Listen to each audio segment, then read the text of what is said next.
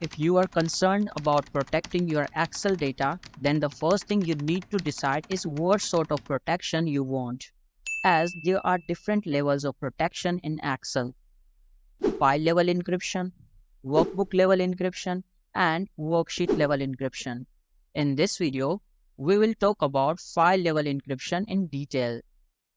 This level of protection enables you to set a password for your entire Excel file so that only you, who knows the password, can access it. This is the Excel file and we will set password for it.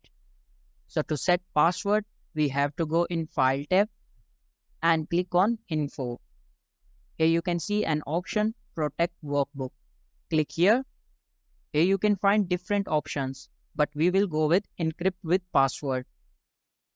Now here we have to set a password. Click OK, confirm the password, and click OK again. Now our file is password protected. Let's save this file. Now we will close this file, and here this is the file. We will open it again. Here you can see that it is asking about password. Let's enter the password. You can see that file has opened only when I entered the password. If you want to remove the password, again you have to go in File, click on Info, and click here on Protect Workbook. Again click on Encrypt with Password. Now here in this field, remove the password, leave it blank, and click OK, and save this document. Let's close this and open it again. Here you can see that it has not asked about password. There are also some customization options in file level encryption. Let's explore them. We will again go in File, Info, and click here on Protect Workbook. Here you can see an option, Restrict Access.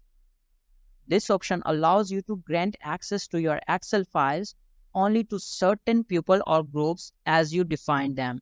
This is useful in larger organizations where some levels should access data and others should not. We will click here on Restrict Access. Check this box. Now, here you can find two fields, Read and Change. In these fields, you have to add email addresses to which you want to give access. When you will add email addresses in your Read section, then the persons whose email addresses will be in this section can read this workbook but cannot change, print, or copy your content.